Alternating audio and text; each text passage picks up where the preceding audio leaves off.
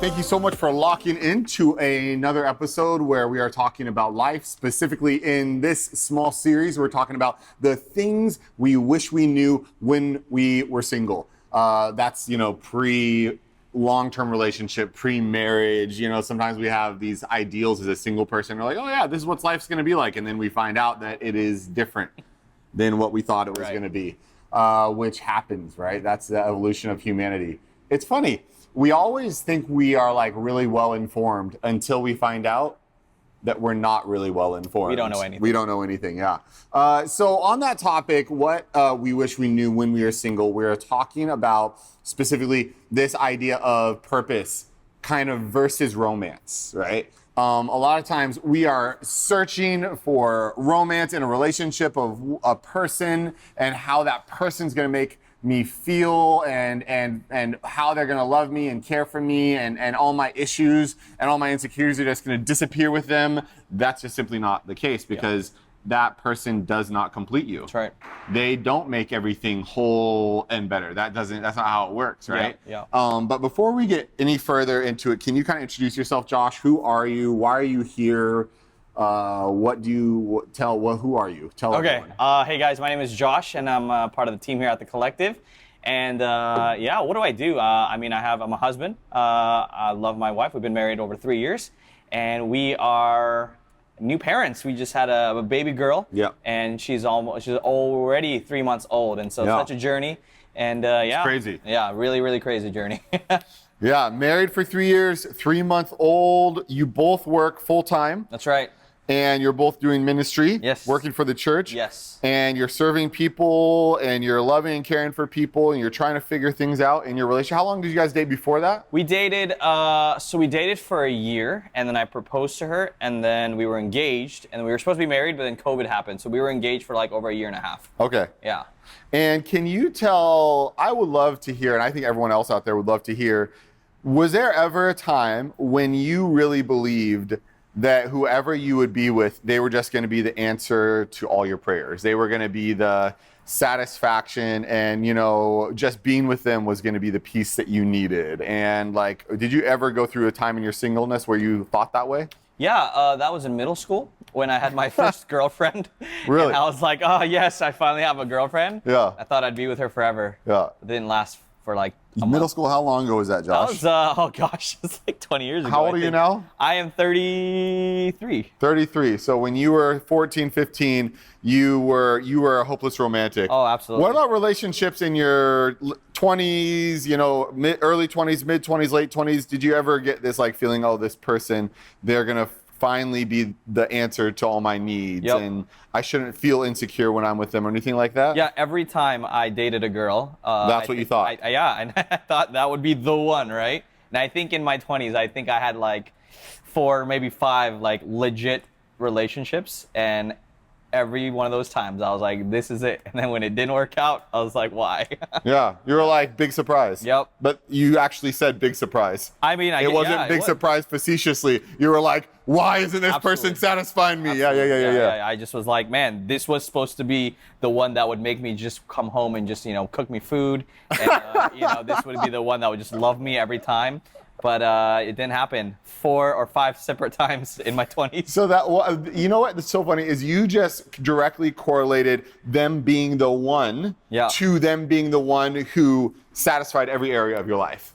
So you were like, oh, so in order for someone to be the one, then they have to not make me feel insecure. They have to meet all my needs. They have to do all these things. But that isn't always the case, is it? It isn't. But I had such a clear picture of what this partner of mine, right? Like that we were supposed to have married, get kids, whatever. Yeah. And they would just like serve me, and like I had a clear picture, but that picture just never met, right? And where did that picture come from? Do you think? I think it was I don't know, man. I think it was the movies, TV shows, just media, because I definitely didn't get it from the people around me. I think I grew attached to the picture that existed in media. Yeah. Because I didn't see it in my social circle, in my own life. So even though you didn't see it in your personal life, maybe growing up with your parents or something, you almost decided to fall more in love with the fantasy picture. Like, absolutely. Oh, if this happens in movies and in media, this is something I want and this is something I should have. Yep. Over and over again. I mean, I even watched romantic comedies, right? I was all into that because I was like, wow,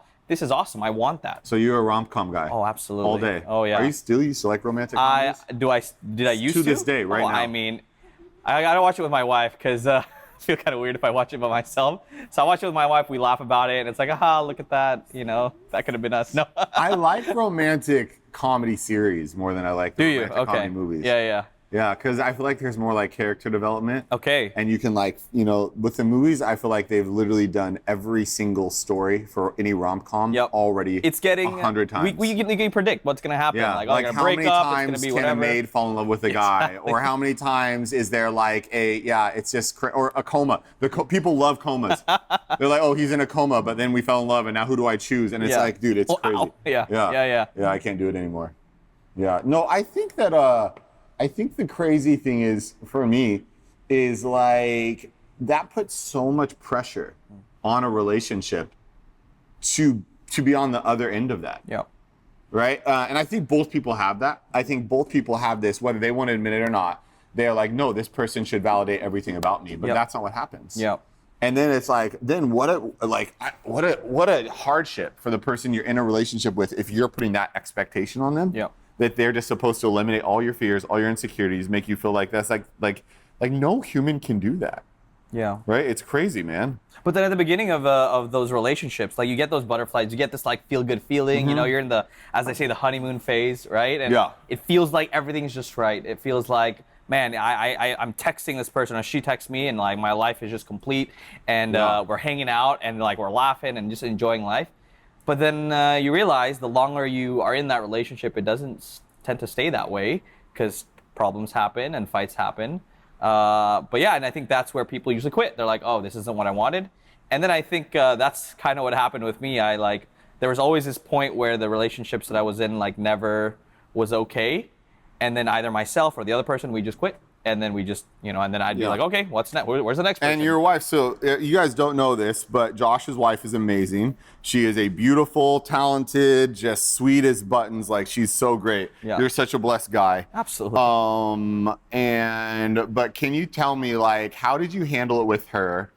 Give me a time when, like, you guys were first married where you were confronted yet again. Oh my gosh, this woman doesn't complete me. I thought coming into the marriage, we'd done so much work beforehand. Like we went premarital counseling, Yeah. we read books, and we're like, we got this. 'Cause I didn't want to relive those terrible experiences. Those past relationships. Past relationships. You were like, I have graduated from this. I thought so. I'm not going to struggle anymore. Absolutely Yeah, so you get into it, and how did you find out that was all? Yeah, so I think it was either a week or 2 weeks after marriage. It's like we got our first fight, and I was like, I thought we were done with this. Yeah. And I realized like it doesn't end. Not that the fights end, but there's always gonna be conflict, and I can't always, just because I have all this plethora of knowledge of what an awesome marriage is, doesn't mean it can just that you can apply it. Yeah. it doesn't just work. Yeah. Right. Like I'm a very logical, technological person. You can't just do that to people. You can't just yeah. apply programs to people. Yeah, and it's so weird too. Like, I feel like as a husband, they say like psychologically, like dudes are natural fixers. Yeah. So we're like, oh well, let me just tweak my wife and like turn these dials and make her like this perfect wife and Yep. woman. And then, but you're right. That is so far from the way it actually works in reality, right? And the worst part is if we were able to do that, we wouldn't actually be making like good humans. We would be making something that's so self-centered towards us. Yeah.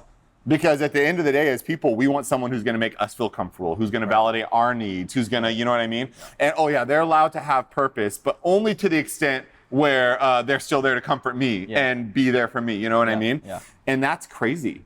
That's so weird and that's so narcissistic, but we all fall into that trap. And that is, I guess, that's what, and many relationships I've learned, talking to other people, that's what they want. They want to change the other person. Yeah. But I learned, I don't know when I learned this, but eventually I had to learn that, relationships, the people that you're paired up with, they're not there to change, to make you feel better. Yeah. They're just there to help you be better. Yeah. And I heard it and I was like, wow, that's a really cool quote. Like, yeah, there's my wife's supposed to make me better. Yeah. But I thought it was marriage based is on like mine. KPI reviews. Exactly. Yeah, marriage is a lifelong KPI review. Is it? Oh, wow, that's so terrible. Where you are forever being shown how you can perform better. Right. And when I think I've done better, she will be there to remind me, that I didn't meet the Yeah. mark, right? Yeah, you're like, what am I doing, Alex? Great What is try. this all for? Great try, Yeah. but it's not there yet. Yeah. There's always room to grow.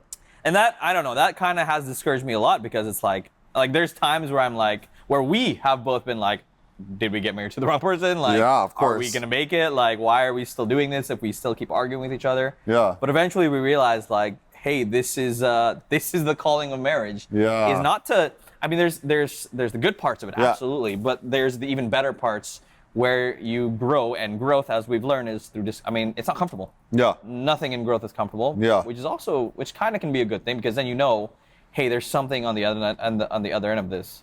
What do you think if we just told all single people or dating people that like healthy marriage isn't comfortable, healthy marriage doesn't make you feel like you have butterflies every day, healthy marriage is like challenging, Yeah. it's hard work, it's like a KPI review where someone is there to show you all the things about you that need to change and grow. Like, what if, like, do you think people would get married? I don't know. Like, I think they've heard that, but like everybody's heard that. But they just don't believe it. They don't. They They're like, they oh, won't, I'm they gonna won't be able different. to until Yeah. they actually experience it. Yeah. And even if they, because I even said like, yeah, I'll know there'll be challenges. I know it'll be tough. Yeah. But there were days where I found like, man, are we gonna make it through this? Like, Dude. And my wife would be like, should we have gotten married in the first place? Like, Yeah. even though we had the knowledge coming into it, there's still Yeah. those tough times. It still requires from us. Yeah. And that requirement is never easy. Yeah. And it's not supposed to be, because it's like what you said. Marriage is a gift from God to grow us, to Yeah. challenge us, to change us, to help us learn, to trust Him above putting all our trust and faith in others. Yeah. You know, one time Janae and I, we were at a pastor's retreat, and there's like a really big natural kind of vibe at this pastor's retreat.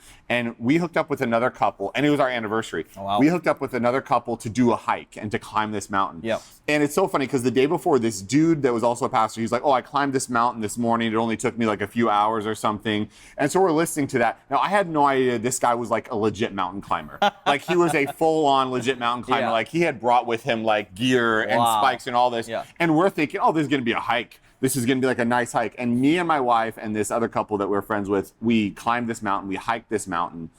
And it took about, I want to say 7 hours in total. Wow. And we had no idea it was going to take 7 hours. We wanted to quit every single time. Every time we got to a new place, we were literally like, this is crazy. You know what the hardest thing was, Josh? What's that? Is that every like pit stop, you can't go back.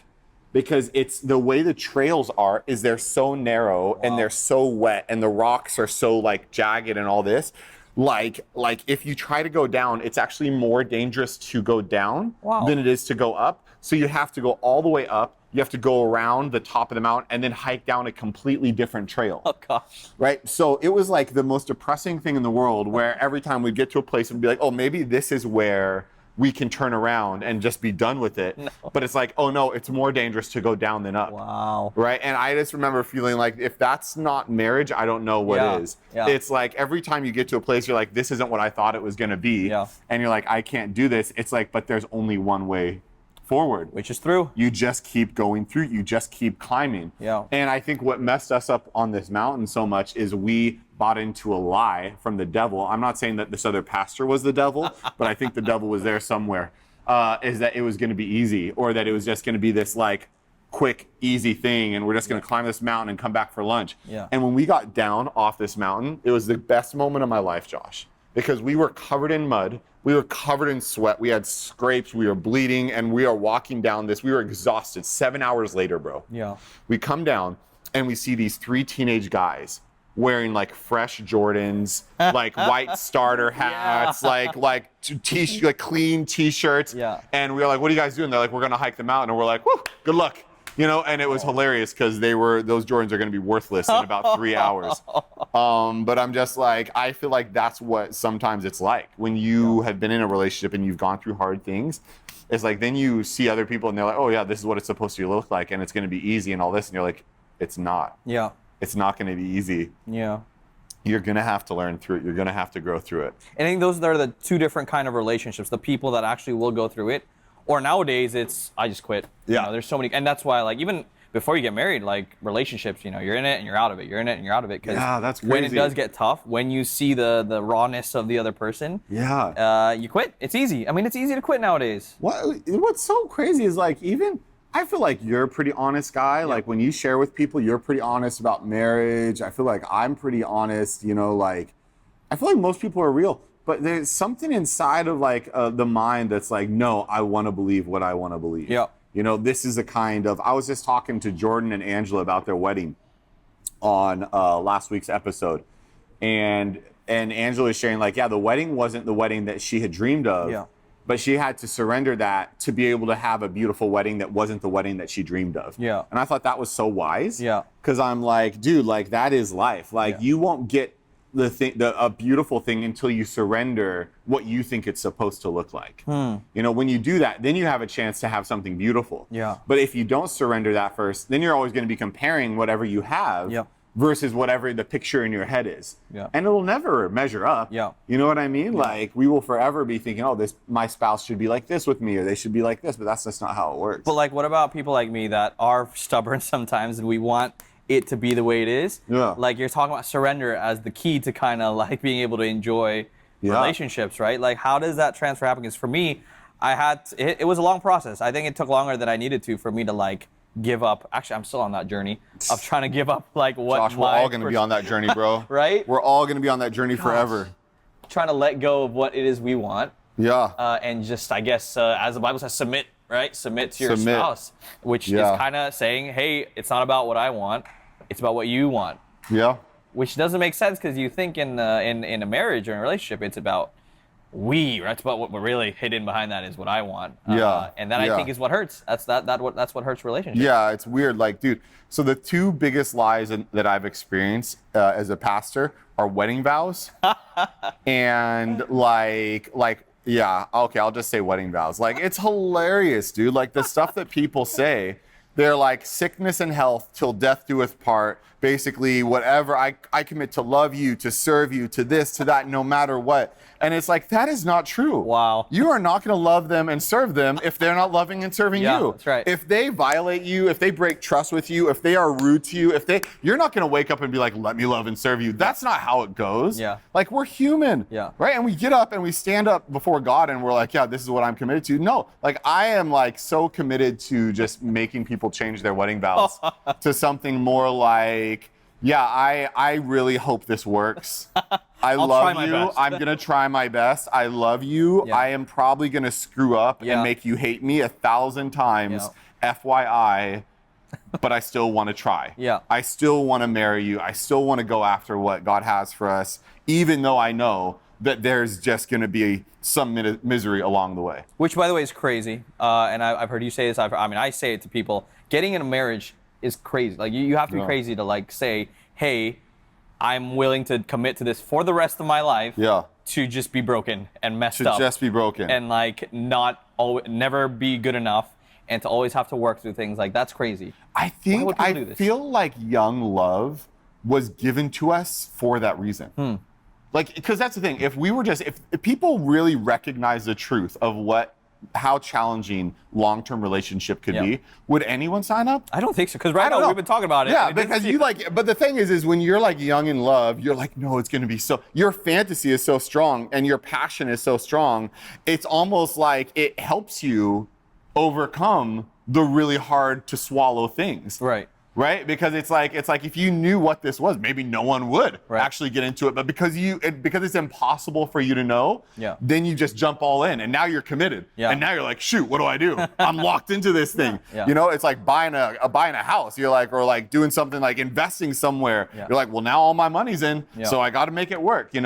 But maybe it's a good thing. Maybe it's a good thing people don't know. And I feel like whoever's watching this, like if they are questioning it, I mean, again, we're talking about the challenges, but there are the good parts of it. Oh, so beautiful. I mean, marriage is great. It's for me, it's an everyday sleepover with my best friend, right? Amen. I think that's always fun. Making babies, that's always fun as well. Hallelujah. Yeah, and so, but I think you're right. We got to overcome that initial, like, yes, experience your honeymoon phase. Yeah. But then something about it, you got to come to terms and realize, okay, like it's going to be challenging. This is what I said to to Shauna, my wife, right? Actually, the first night when we started dating, before I asked her to be my girlfriend, I told her, because and she knows I was a bit intense back then. I told her, hey, we're gonna have challenges, but can we just promise to talk and work through it? Yeah. Because I remember, I at least from my past experiences, there's, when challenges happen, people don't talk about it. Yeah. You get all emotional. But I said, okay, let's just talk about it. Yeah. Yes, we're gonna have problems. I know we're gonna have problems. I think I had to have that reality. Yeah. So that I don't make the mistakes that I had before, which is, dude, that was probably so hot for her. She was probably like I am so turned on right now. She's like, wait a second, I'm dating this guy and he told me he wants to talk about things and share issues and problems. Oh my gosh, like her heart was probably like getting all, she probably started to sweat a little bit. Yeah, a lot of guys aren't even like interested in that, man. Yeah, like she was probably so stoked, bro. I definitely wasn't the guy. I didn't want to talk about things. Yeah. Because I didn't know how to. Yeah, of course. I just said, let's just have fun all the time. Let's just, do things. Yeah. Now I think I talk too much. I don't know. I'm trying to find the balance, Alex. No, it's all good. I think we're all trying to find the balance forever. It's and you're right. Like, well, the thing about marriage is you get what you put into it. Yep. And marriage can be a terrible, terrible curse. It can be. Like, let's just be real. That's why marriages fail. Yep. That's why they fall apart. It's just because it's not, people don't see the good as they do the bad. Yeah. But if you put into it, marriage can be the greatest gift ever. Yeah. Because like what you just said, having a sleepover with your best friend, it's like there's not one person I respect more than my wife. Yeah. I respect her more than anyone I know. I think she's one of the most intelligent people. I think she's the one, she's just so cool. She's so tough. And you know me, like I love people that are tough and hardworking. Yeah. She's such a hard worker. She's so tough. And the truth is I would never know those things about her. If I didn't know her so intimately, if I didn't see her go through hard seasons, if I didn't see her overcome things in her life, I wouldn't know and have a chance to understand the richness of who she is. Yeah. And I think that is a blessing that every marriage has an opportunity to receive, is that you will know somebody on this earth in ways you will never know anybody else ever. Yeah. They throw words like intimacy in marriage, right? I never understood intimacy. Yeah. Maybe I had intimacy problems myself, but once I finally got to understand who my wife was beyond the nice things, I did learn to appreciate her, appreciate what we had. And I think that's what keeps me going, and not wanting to quit, right? Not wanting to, so easily go somewhere else, but to say, wow, this is amazing, you are amazing. And to see the value I get out of it, not the direct value, guys. Again, I want the easy, like, oh yeah, let's just pretend to make babies every day. But like, no, you actually make me a better person. Yes. I've heard people say this, I've seen you say it. Yeah. But now I actually, wow, like, as she is patient with me, as I'm trying to figure this out, like, she does truly make me a better person. And I think that's what I want to hold on to, is that I do get something out of this. Even though it's not what I wanted, it's actually what I need. Dude, so what you just said is so good. So my son had this revelation and it blessed my heart like a year ago. He was like, Dad, I was really thinking. He's like, so you pay for everything in my life. I'm like, yeah, that's right. And he's like, and you pay for everything in Cree's life. And I'm like, he's like, and you pay for everything in Mom's life. And I'm like, yeah, that's right. And he goes, oh my gosh, if you didn't have us, you would be so rich. That's what he said to me. He's like, you would have so much money if you didn't have to pay for everybody else. You would be, and I was like, yeah, you're right, bro. Yeah. And he's like, oh my gosh. But the funny thing is immediately when he said that, you know what I thought? I thought, but I also wouldn't be half the man I am today if I didn't have you guys. Like, I probably wouldn't be as worth as much as I am today, as far as being able to perform at a certain level and achieve at a certain level, if I didn't have my wife by my side helping me get better, pointing out my insecurities, showing me my character faults. You know what I mean? To be there to be like, hey, actually, this is just about comfort, but this is about us growing together. Yeah. Right? I wouldn't be the man, and I probably wouldn't even have as much money as I did today if I didn't have that richness of character, that greater level of responsibility to manage and take care of what I had. So it's like, it's realizing that the person you marry is going to make you better. They may not make you feel better all the time, but they will. They do have the power to make you better. So they make you better, but I've heard this statement, and I always laugh when I hear people say this, is that they don't complete you, right? They're not your missing half. I don't know where that came from, because no, it's not. I don't feel like we're half a person, like we need another half to complete us, because I think that messes you up. But we keep talking about this idea that our partners make us better. So we're already good, but then we just get better. But what do you think about that whole my other half, my missing half, my soulmate? What is that? Like, where's that coming from? I don't know, like, what that means. Like, I don't know, like, I've never, and I've been meeting with marriages for 20 years. I've never seen this whole incomplete and incomplete with people. I've seen people like find a completion in their everything in Jesus. Okay. And spirituality in their journey of faith where Yep. they are able to find that completeness. But actually, I've seen the adverse effect. I've seen that destroy relationships Yep. because no one can handle that. Like it's what we were saying earlier. No one can handle that burden of giving you peace where you didn't have peace. Right. No one can handle the burden of being the fulfillment to all your insecurities. Right. No one can take that. And if you put that on someone, I think it's actually kind of like pretty heavy. Screwed up. I Yeah. think it's kind of abusive. Yeah. Because it's like this person is just along for the ride to journey with you, and now you're making them the person responsible for all the things that you couldn't get under control for 25 years or 30 years. Yeah. That's not what I think. I think that like we have to be able to say like, no, this person can't complete me, but if I listen to this person and if I approach the relationship with humility, they'll show me the junk that I need to work on and the junk that I should take responsibility for, Yeah. so that I can actually get better. You know, like I can grow. Josh, and you'll laugh at this because I think that sometimes our wives are very similar in this way. Yeah. Like I would hang out, but when I was first married, I would hang out with dudes. Yeah. And their wives would literally just like agree with everything that they said. Like the guy, I would be at dinner and a guy would say something ridiculous. Yeah. Like just something stupid. Yeah. He would just he would be, oh yeah, like, like ducks are also submarines or something that just, you're like, what are you talking about, bro? And his wife would be like, wow, you're so smart. That's so amazing. And I would just be like looking at her. I'm like, this is like, are you guys like in a cult? Like, this is weird. Like he just said something really dumb and you're just like, now it's obviously I understand like honor and respecting, but I'm telling you right now, if I ever said anything that is not intelligent at a dinner with another couple, you better believe Janae is under the table squeezing my thigh. Oh. And what that means is like, maybe you should stop talking. Oh, you got to squeeze. I got a little nudge. A little kick, yeah, exactly. Like please Or a close little your face, mouth. I'm like, you're embarrassing yourself and you're embarrassing us. You know what I mean? Like, yeah. and to me, that doesn't dishonor me. That doesn't, it's, if anything, it's just like, she just helps me. She calls out the stuff in me that I'm not going to see, the blind spots that I won't see. And I feel like that's so awesome because then I don't have to be the dinner conversation of somebody else when they're in the car driving home going, oh my gosh, how long do we have to listen to Alex spew that nonsense? Yeah. Thank God I have a wife that will give me a cutoff time of 30 seconds once nonsense starts leaving my mouth. But I love that, because I want someone by my side that's going to make me better. That's weird because, I know a lot of people that don't want that. They want someone that just says yes and has that, support and always.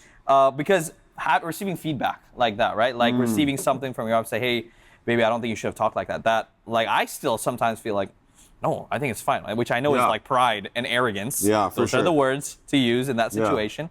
But like, how do you get to the point past pride and arrogance to say, wow, thank you, wife, for helping me not be a jerk? Oh, no, and stupid. don't get it twisted. The pride and arrogance will It's still always there. be there. Oh, it's still Every there. day. Okay. Every day. It's love and hate, bro. It's a love and hate. Like when she's squeezing my thigh, I'm also thinking in my head, like, oh my gosh. Woman. Yeah, you know what I mean? Just leave me alone. Let me, Yeah. but then of course, later that evening or the next day, and when I'm reflecting, I'm going, oh shoot, I'm so thankful. Yeah. I'm so thankful because we all know that there's plenty of times where we don't have our wives around us and we do say something or we do something stupid where it's like, well, that was dumb. Now I got to call them and apologize. You know what I mean? Or now, you know what I mean? So I think the pride and arrogance is always going to be there.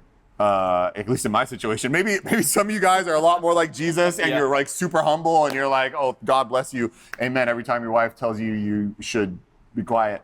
But I feel like it's always there. It's just always that shadow battle to fight. You know what I mean? You're like, okay, like I'm not going to submit to my pride and my arrogance. I'm going to choose to be like, okay, I can get better. And then the cool thing about marriage is, I'm sure you'd agree, is that when you do not choose that pride and that arrogance and you try to make it a battle, and when you try to make it a fight, it just makes everything else so miserable. Like we've been married since 2007.